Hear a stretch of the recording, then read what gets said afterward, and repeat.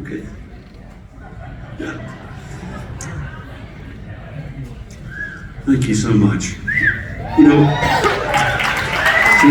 let me tell you a little story. I was born and brought up in a town called Swindon, which is in the west of England. Yeah. And if you're in the UK and driving west out of London about an hour and a half, 2 hours, you'll see a sign on the right-hand side for Swindon. Don't bother to stop. Because it gets better as you go further west. But Swindon is fortunate for being situated in the middle of these rolling hills which are called the Wiltshire Downs. And my late brother and I, as children, we shared a room at the back of this house that had the most magnificent view over these rolling hills. And as children, we could see the weather coming towards us, and we could see the most magnificent sunsets. And when we were about 9 or 10 years old and getting into music, he liked Elvis and Bobby Darin, and I liked the Everleys and Buddy Holly. And we would dream about our heroes that were kind of out there in that western sky.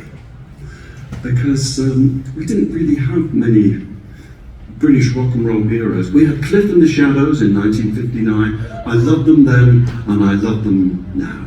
I love Cliff, I love the Shads now. But I was the one of the two brothers who was lucky enough to come here to the land of my heroes, I suppose, to the musical heroes of every boy or girl of my age.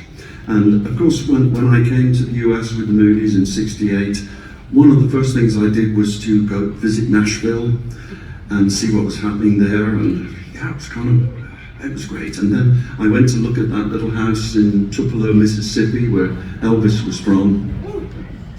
And then I got to walk in the streets of Lubbock in Texas, where Buddy Holly was from. Now, I thought Lubbock was going to be like Maybury. Because that's what we all thought. But I didn't realize until I got there that that part of Texas is a big flat land with oil wells going up and down. But that was where Buddy was from. And I went to the high school that Buddy Holly went to with his girlfriend Peggy Sue, and it was a dream come true for me. But I'm happy that the music of our youth stays with us for all our lives, doesn't it? And yes, that's true. And we take this music with us because it's part of us. And I think this next song is about those times, about all the girls and boys that we've met in coming to see us over the years, and all the places that Julie, Carmen, Mike and myself have been to. It's about all of those things, but about what happened when we were growing up as well. And this is called The Western Sky.